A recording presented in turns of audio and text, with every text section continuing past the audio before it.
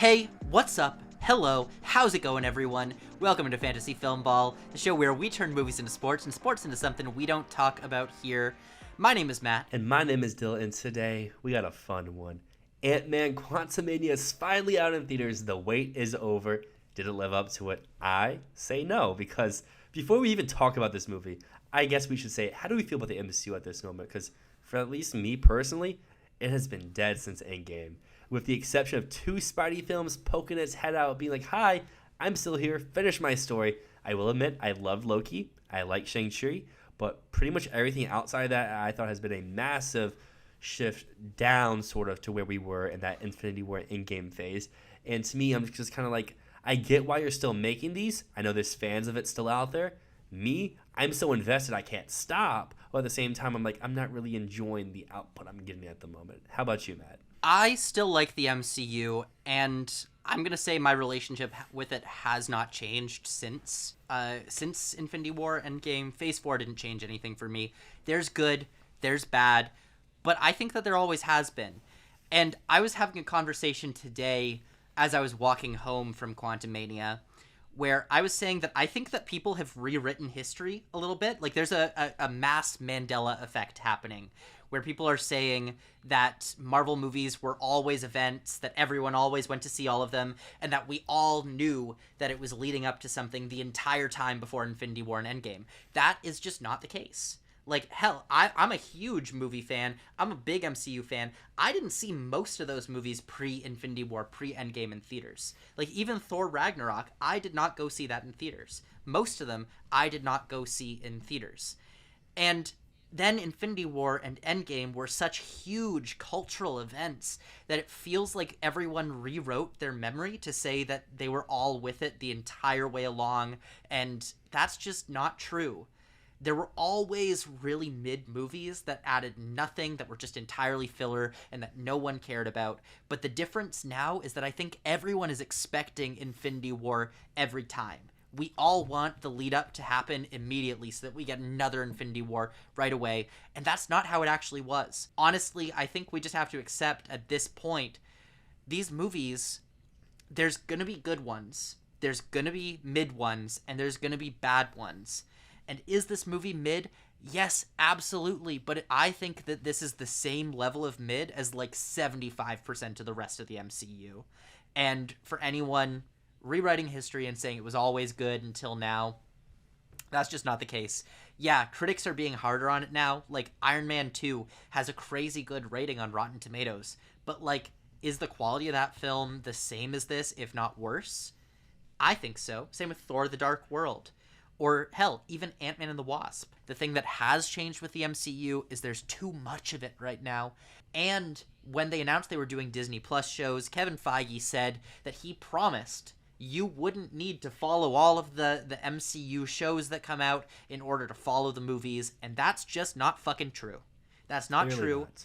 Because if you didn't see Loki, you are going to be lost in Quantumania. If you didn't see WandaVision, you're going to be lost in Multiverse of Madness. And frankly, the reason why this is so exhausting right now is because they're churning out content.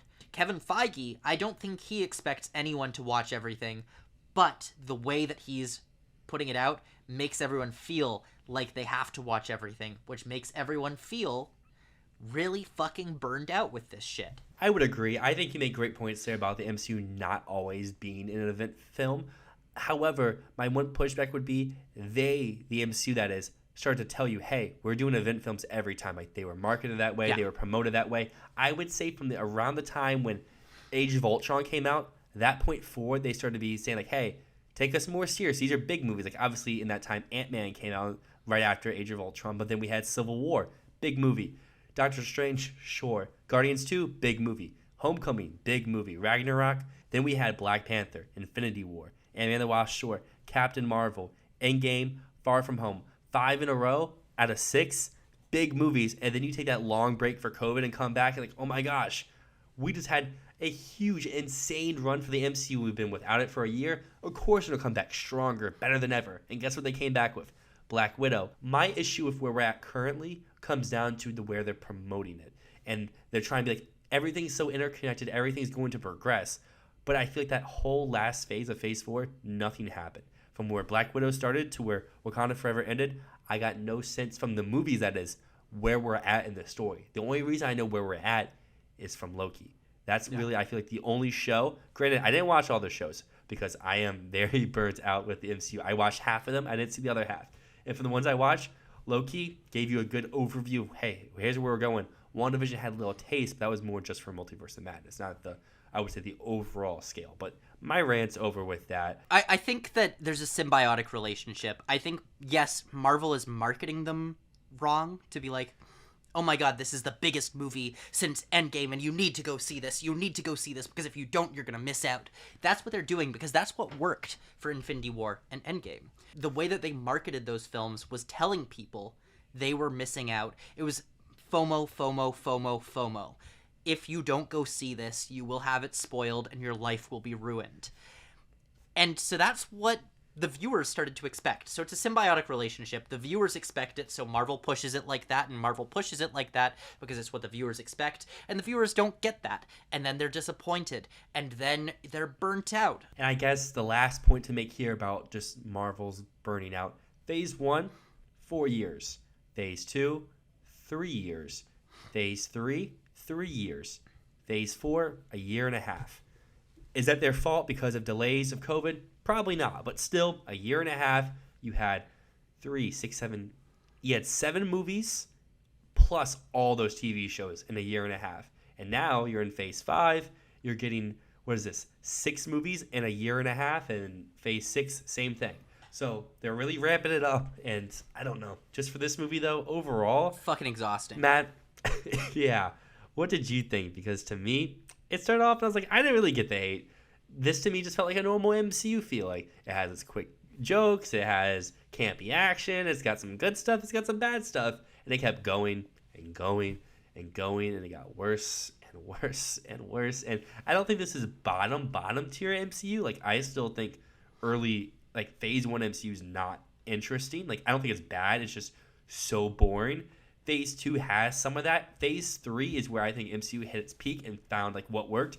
Phase 4, I think we dropped back down to, like, these are just, like, they're trying, but now we're in a mess. And Phase 5, at least, has kicked off with, it's just a mess. It doesn't really feel like they're even trying. I'm pretty mixed on this movie overall. This movie has the worst script I think I've ever seen in one of these movies. That's not to say that the movie is all that bad. I think that there's a lot of things that QUANTUMANIA does right.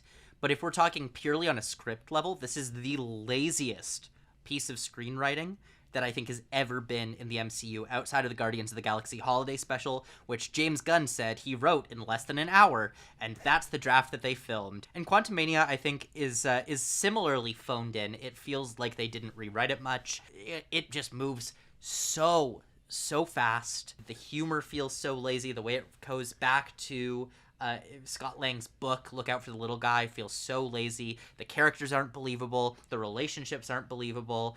And then there's the fucking Deus Ex Machina at the end, where they're like, oh, hey, guess what? Ants are coming in to top it all off. How do you make Kang a huge threat after this? Like, how do you do that after he gets beat by one of the weakest superheroes? How do you make him a huge threat after this? And just to top that off, I thought MODOK was absolutely awful. His character arc was horrendous. Like I said, this is one of the worst scripts in the entire MCU. But that said, I don't think that this is one of the worst movies in the MCU, because I think that there were a lot of ideas that I liked here. There was a lot of ambition that I really liked here. Ultimately, I liked the Star Wars influence of the whole thing. The alien designs were very cool in my mind. And plus, Kang is just a fucking cool villain, man. He's just a really cool villain. Jonathan Majors, innocent. I mean, there's some stuff I do agree with, some stuff I don't. But first off, I think that VFX work is pretty awful. Because, like, worst in the MCU. I don't know. When they first went into the quantum realm, I was like, oh, this is cool. This reminds me of Multiverse of Madness. I could see an Oscar nomination. This is the MCU movie for next year. And then, like, 5 minutes later, I was like, oh, just kidding. They're in front of a green screen. Clear as day. You can tell these two people probably aren't standing next to each other, and they're probably not there. This isn't the set. This isn't, like, the Batman or a Mandalorian where it's, like, the photoreal type stuff. No, this is just plain green screen. Love and Thunder all over again. I'll disagree a little bit with what you said. I thought a lot of the human actors that were on this planet had really cheap and bad looking makeup. There was some where they were. I agree. I do Okay. agree. What my argument is I think the design was interesting and the execution was awful. Yeah, And that's how I agree feel with about the that. VFX too. It's a gorgeous world that looks unfinished. I don't know. I thought the human characters that had makeup on, awful. The CG characters, they look goofy, silly, and not in like a fun like way, in like a bad way. Like you're saying, it doesn't look done. And the worst offender of all, you mentioned him, MODOK. I mean, I What see the the fuck angle. was that? I see the angle they were going for, but overall, just like, why? Like, it doesn't work. It looks bad. It looks cheesy. It looks awful. And I get sometimes that's what the MCU is going for like the joke, haha. But it just didn't work. And the character added nothing. It did nothing for the story. And I don't know. Just like I mentioned before, this movie starts off so just above average. Like, okay, cool. This is the most fun I've had with a Marvel movie since No Way Home. And then like 5 minutes later, I'm like, this is so long. Like I double featured Titanic and this. Ooh. Tell me why this felt double the length of Titanic. Because Titanic is a good movie, and there's no such thing as a good movie that's too long, and there's no such thing as a bad movie that's too short. What I'll add to this is that execution. This is the worst VFX that the MCU has ever had. All the comparisons to Spy Kids 3 Game Over, so warranted. I think with proper VFX, proper polishing, proper makeup, all of that I think would have looked pretty damn good, pretty damn passable. But they butchered it with bad VFX and a bad color grade. So, I don't know, man. So many ideas that should have worked, but were ruined with really poor execution. And I can't blame the VFX artists for that. They clearly don't have time to make it look good. I like how consistently it seems like online just kind of forgets that the Wasp is here because it's Ant-Man and the Wasp, QUANTUMANIA, and no one, like I've even seen publications like big name places not even listed. I'm like, crazy because where is she in the movie? Yeah, where is nowhere. she in the movie? She doesn't show up. But I want to ask a question for you because something I noticed in the movie is there was only one actor that it felt like was not just there for a paycheck. Michael Douglas, Michelle Pfeiffer, Evangeline Lilly, hell, even Paul Rudd. It just felt like they were there and they were reading their lines. We know these movies are best when the actors have bought in. That's what makes Black Panther a cut above the rest in my mind. I am wondering if you agree with my hypothesis that the complexity of this multiverse saga, not really complexity, just more convolutedness, it just feels like nothing makes sense and we just have to be like ready for whatever shit they throw at us every single time. Do you think that convoluted nature of the multiverse is making some of the actors kind of tune out of the series? Because the vibe I'm getting is that Michelle Pfeiffer doesn't know what the fuck these lines mean. Michael Douglas does not know what he's saying at any point in this movie. It seems like the only person that's like made an effort to be like, oh yeah, I get what's going on here is Jonathan Majors. I would agree. He's by far the best, and I would say kind of only redeemable thing about this movie. But for your multiverse claim, I see the angle there, but also I think it just comes down to what actors have been around. They know they're just here for the checks. Like, you go to last year, the movies that really failed. Taika Waititi, Helm in Love and Thunder. They know they're set. They don't have to do anything new. They can just have fun, joke around, get their paychecks. And that's what Ant-Man and the Wasp Quantumania felt like to me. A bunch of actors who've been here, they've done this. They're here for the money. They're out. The one new person, though, that's who's giving their all. Just like in Love and Thunder with Christian Bale. Everyone else, they're chilling. I guess what I want to say about Jonathan Majors is I feel like he's never going to phone it in with this performance, not because Jonathan Majors is incapable of phoning it in. I think that he will probably do that eventually, but not with this role. I think that Kang is just such a juicy role. Like, in this movie, we already saw him play, like, 30 different versions of this character just in one scene. How fun would that be to play a role like this, where every day you get to go and chew the scenery and, you know, you could be a 1900 Thomas Edison type, and then the next day be an Egyptian pharaoh. Like, that's fucking cool, man. This is the role of a lifetime, and I just hope that they do a good service to what this character can be, because I know Jonathan Majors is going to give his all no matter what. Yeah, I'm excited to see more Majors. However, Kang, in this movie at least, I feel like is awfully written. He has no purpose. Like, my whole case for Infinity War Endgame with Thanos is Infinity War is so good because they give Thanos an arc. They give him a character. He's not just villain who wants to take over, conquer, do shit, and then go away. He has reasons. And then in an Endgame, he becomes the trope of, I'm just here to conquer and I have nothing else to my purpose. And that's what Major feels like in this movie. He's not the problem. It's what he's given. In those scenes where he gets to play the other variants of Kang, whether it's Loki or whether it's the post-credit scene, he gets to really shine because, hey, they have more context. It's not just, I'm villain, so I need to do villain thing. Like the King that we get that loses to ants.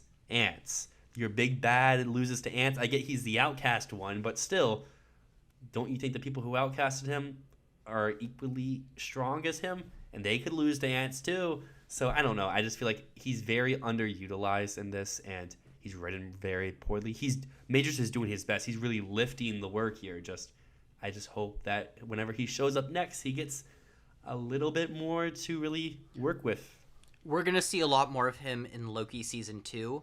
But fuck, dude, this is what I'm talking about with burnout, and with, like, Kevin Feige saying you don't have to watch yeah, you fucking do have to watch the shows, because if you don't, then Jonathan Majors, his role is this movie. It's just so frustrating. But I think we can agree. There are no awards chances for this movie, right? Zero. MODOK killed that. When they first went down to the quantum realm, I was like, that seems cool. That reminds me of a Doctor Strange type stuff. And looking at the release schedule this year, Guardians maybe, Marvel's probably not. So this would be the MCU slot, but the rest of the movie killed that for me. I said it before. It's Spy Kids 3D level bad VFX, horrible compositing. On top of the VFX work, there was some awful ADR in this movie where they would have shots of people and their mouths would not match what they said, or it would be like a side shot and you just get the back of their head, but their head's clearly not moving when they're supposed to talk. It happened a lot before they went to the quantum realm, like that first 10 minutes where they're in the house arguing over dinner or whatnot, and I'm like, that's just something that I always notice in movies when I watch them. Is like I get you change stuff later, but at least make it a shot where their head's moving, not just sitting here listening and then they're having a full conversation. Neither of us are Martin Scorsese's. We're not sitting here being like, oh, it's not cinema. I mean, the MCU is killing cinema, but there's still fun movies. Thank you for watching our video. Let us know if you agree. Let us know what you thought about Ant-Man Quantumania in the comments. But as always, my name is Matt. And my name is Dyl, and this is Fantasy Filmball.